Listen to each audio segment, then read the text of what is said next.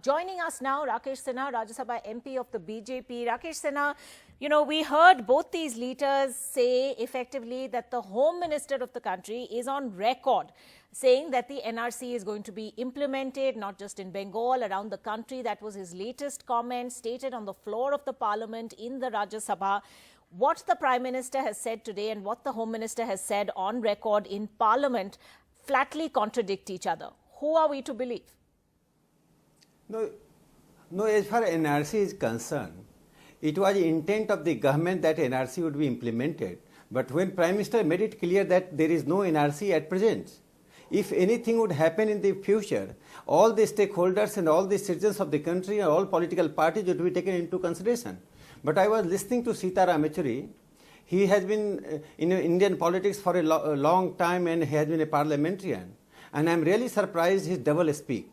I am reminding you, you must be knowing the fact that on 23rd May 2012, the then CPM General Secretary Prakash Karat wrote to Dr. Manmohan Singh, Prime Minister of the country, and he said that there should be amendment in the Citizenship Act to give the citizenship to the refugees. And he categorically mentioned that the condition of these refugees are different from those who, let me complete it, those who came due to economic reasons. So he made a fundamental difference between the religious persecution. He mentioned the fact that people came due to religious persecution. But Mr. Sinha, that still doesn't explain why the Prime Minister and the Home Minister seem to be speaking in two completely different voices on the National Register of Citizens. Because at the end of the day, we are not clear whether the Prime Minister's word is the last word on this matter when you have the Home Minister on record in Parliament. Today we heard the Prime Minister say, stand up for the Parliament, for your elected representatives. If indeed we are to give that kind of primacy to Parliament, then the Home Minister is on record in Parliament saying NRC will happen and it will happen around the country. Not only that, can I point out to you, Mr. Sinha, that President Kovind in his joint address to Parliament, in his address to the joint sessions of Parliament, had also said in June this year that the NRC was going to be implemented. Is the Prime Minister contradicting the President as well? NRC is not something which has been discovered by Newton.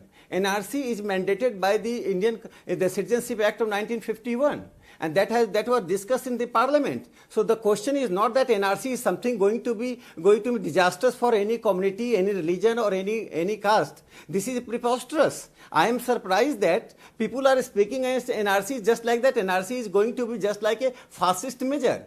It is just like preparing a register for the citizens. What's wrong? And the Home Minister has not declared any schedule. Home Minister has not declared any charter of the NRC.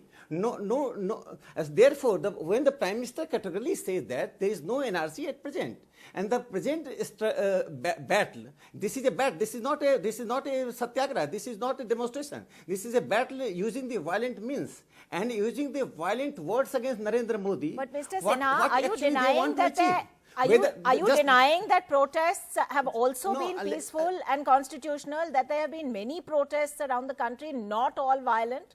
Because we didn't hear the Prime Minister acknowledge that either. No, I don't declaim the democratic standing of the protest. I just claiming that there are many protesters who are using violence and the people are silent. But my final question, I am answering the two important points I am raising. One is that whether they agree with CAA. When Prakash Karat, I am quoting Prakash Karat, who wrote in his letter, there was a consensus during the NDA in the Parliament for amending the Citizenship Amendment Act to give the citizenship to the persecuted people of Bangladesh.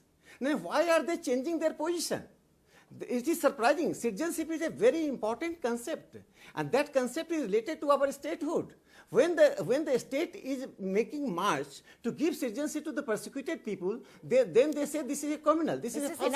How it is communal and fascist, I don't understand. I think the distinction has been made very clearly by various members of the opposition that it is the worry that the Citizenship Amendment Act and the NRC taken together is what worries them, and they have explained at great length why. But explain to us why. We also heard the Prime Minister say that, where are these detention centers? Why are people misleading Muslims? Is it not true that the centre had in fact sent letters not just in 2014, but once again in 2018, something it's admitted before the Karnataka High Court, that it has actually asked states to build these detention centers. Can the Prime Minister then say where are these detention centers? There are no references to detention centers. You know, as far as Assam is concerned, everything was done under the supervision of the Supreme Court, under the order of the Supreme Court. Nothing was under the supervision of the executive. And the name detention center, I think, gives a very bad impression that something like that you are comparing with the post-World War II things. So I think names should be changed. I also consider sometimes Mr. Sinha, names maybe you gives a can very bad enlighten us. impression. What are they called if no. they're not detention centers? No, they are in Assam. There is if everything, there is a camp for the people who lost their citizenship or whose names are not in the list. Then that is different thing. But No, out of but Assam, can you identify any Matia, where detention my colleague camp? Ratnadeep Chaudhary has reported from? Is that not a detention Sir, center? you are NDTV is reporting many things which I don't agree and the country don't agree. So I don't believe on the people who become the coalition partner of the Let's play for Mr. Sinha education. those visuals.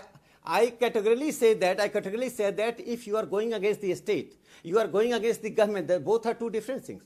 Government's sir, intent I for am merely the asking you NRC about was the detention just let me center come- in you are Matia and not- you are Assam, not whose allowing me to visuals come- we are let now me- playing for you on our let me- screens. No, let me complete. Does the Prime when Minister there is a government's categorically intent say has that been this met- is not gov- being built or that government's- this is not a detention center, Mr. Sinha? I'm just trying to understand The from government's whatever happening in Assam is under the supervision of the Supreme Court of India. Whatever the Supreme Court ordered, Supreme Court suggested, and Supreme Court desired, that has been done. There may be inaccuracy. You can fight against inaccuracy. You can point out inaccuracy in the democracy. But your purpose is anti-Modism. If the agitator's purpose is anti-Modism, and there is an unholy alliance between some Indian intellectuals and the New York Times, the kind of editorial New York Times is writing, no But Indian Mr. liberals Sinha, are condemning. how are The we New York going into Times all of this? I asked you a very there's straight huge question propaganda on by the a section of the detention media, centers, because we international heard media the Prime against Minister India say and today Indian democracy. that there are no detention centers. Anyway, Mr. Sinha, thank you very much indeed for joining us here on NDTV and Left, Right and Centre tonight.